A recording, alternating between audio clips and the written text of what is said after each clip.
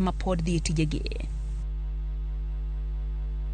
Mzalendo Kibunja makinde mokalo yande en jatatije e bad migao motel ne hembko mag historia ma pachoka Motisin National Museums of Kenya denindo e odang'ech.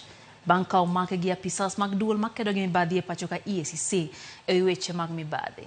Kibunja koda chije mamoko adek na umake kitudo gi ketho mar mibadhi mar siling $490,000.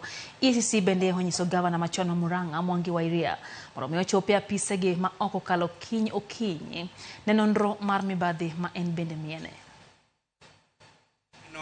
Museums of Kenya through payments of salaries to ghost workers, and later that money was transferred to them.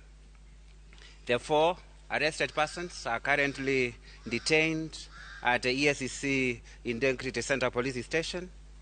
They will spend the night there pending arraignment before court tomorrow at 9 a.m.